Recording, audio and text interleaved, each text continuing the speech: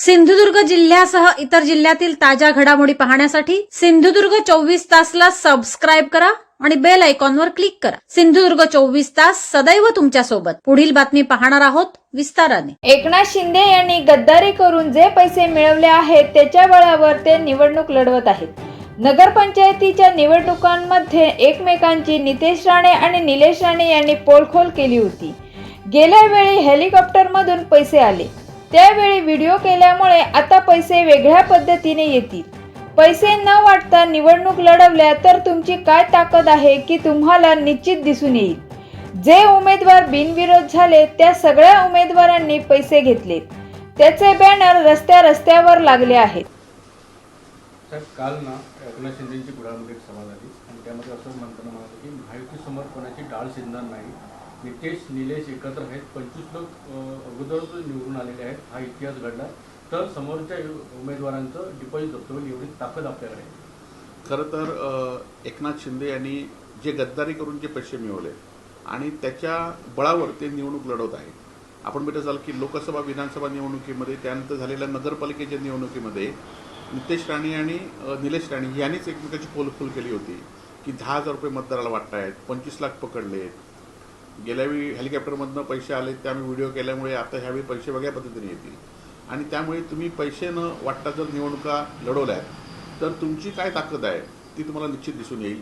आपल्याला माहिती असेल की कालच्या जे या निवडणुका बिनविरोध झाल्या आहेत त्या सगळ्या उमेदवारांनी पैसे घेतले, त्यांचे बॅनर रस्त्यावर लागले आणि त्यामुळे आज जे उमेदवार उभे आहेत त्या उमेदवारांकडे सुद्धा अनेक पैशाची ऑफर होती, परंतु हे उमेदवार ठामपणे या ठिकाणी उभे आहेत। आणि म्हणून माझी सगळ्या सिंधुदुर्गवासियांना कळकळीची विनंती आहे की या विरोधी पक्षातले जे उमेदवार आहेत त्यांना अनेक आमिष येऊन ते विरोधी पक्ष म्हणून तुमच्या भूमिकेवर ठाम राहिलेले आहेत आणि त्यांना ते निश्चित निवडून देतील याची मला खात्री आहे।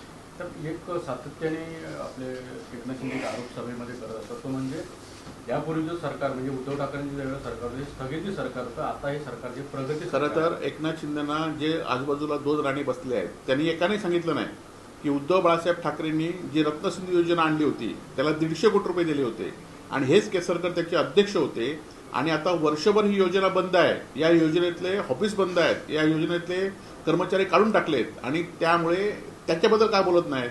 त्यामुळे ह्या योजनेबद्दल बोला ना तुम्ही। शासकीय मेडिकल कॉलेजचं काम कसं सुरू आहे, किती धीम्यागती सुरू आहे ह्याबद्दल बोला आणि त्यामुळे जे उद्धवजी साहेबांनी मंजूर केलेली कामंसुद्धा तुम्ही रखडवत आहे। आज सरकारकडे निधी नाही आहे आणि वारंवार वेगवेगळ्या घोषणा करण्याचं काम निवडणूक आलं की करतायत। निवडणुका तुम्ही फक्त पैशाने जिंकतायत आणि म्हणून तुम्हाला माहिती आहे की जर आपण ह्या सगळ्या गोष्टी नाही केल्या तर आपण निवडणूक जिंकत नाहीत। म्हणून तुम्हाला ह्या छोट्या छोट्या निवडणुकीसाठी सुद्धा तुम्हाला दारोदार लोकांमध्ये यावं लागतं। कोणी मायकाला आला तरी माझी लाडकी बहीण योजना बंद करणार नाही, ठरल्याप्रमाणे 21 रुपये आम्ही देणार, आम्ही प्रिंटिंग मिस्टेकवाले नाही तर द्यायला जाणार नाही। आज आपण बघितलं असाल की लाडक्या बहिणीतले पैसे घेतल्यानंतर तुम्ही निवडणुका जिंकले, परंतु किती लाडक्या बहिणींचे पैसे सुरू आहेत? आज किती लाडक्या बहिणींचे फॉर्म बाद गेले आहेत? आज 21 रुपयाचा वायदा तुम्ही केला होता, आता 1.5 वर्ष झालं आहे, तो वायदा कुठं राहिला आहे? ह्या सगळ्या गोष्टी आहेत। या मतदारसंघातील आमदार गायब होता, दिसत नव्हता, तर 25 उमेदवार आम्ही हे बिनविरोध निवडून आणले, तुम्हाला तुमचे उमेदवार सांभाळता येत नाही, मग आमच्यावर आरोप का करतो असं नितेश राणे म्हणतात। नाही, खरं तर आपण बघितलं असाल की नितेश राणेंनी ज्या पद्धतीने निवडणुका जिंकण्याचा घाट घातला आहे, लोकांना ज्या पद्धतीने पैसे देऊन निवडणुका हे केल्या आहेत आणि आज रवींद्र चव्हाणांची ताकद त्यांनी वापरून ह्या निवडणुका जिंकल्या आहेत आणि आता रवींद्र चव्हाणांना बाजूला फेकलं आहे, या सगळ्या गोष्टी लोकांसमोर आपल्याला नेल्या पाहिजे। महत्त्वाचा प्रश्न शेवटचा, उद्धव ठाकरे मुख्यमंत्री असताना आम्हाला निधी किती दिला विचारा जरा, आणि आता आम्ही परतफेड जर करू असू तर त्यात काय चुकलं? नाही, खरं तर एकदा नितेश राणेंनी कधीतरी एकदा एकत्र यावं, एका टेबलवर यावं आणि त्यांनी सांगावा की उद्धव बाळासाहेब ठाकरे असताना मुख्यमंत्री असताना निधी किती आला या जिल्ह्यामध्ये आणि आता किती आला। आज बजेटमध्ये, जिल्ह्याच्या बजेटमध्ये नियोजनच्या पैशाच्या व्यतिरिक्त जिल्ह्याच्या बजेटमध्ये गेल्या 2 बजेटमध्ये एकही पैसा या जिल्ह्याला मिळाला नाही। सिंधुदुर्ग जिल्ह्यासह इतर जिल्ह्यातील ताज्या घडामोडी पाहण्यासाठी सिंधुदुर्ग 24 तासला सबस्क्राइब करा आणि बेल आयकॉनवर क्लिक करा। सिंधुदुर्ग 24 तास सदैव तुमच्या सोबत।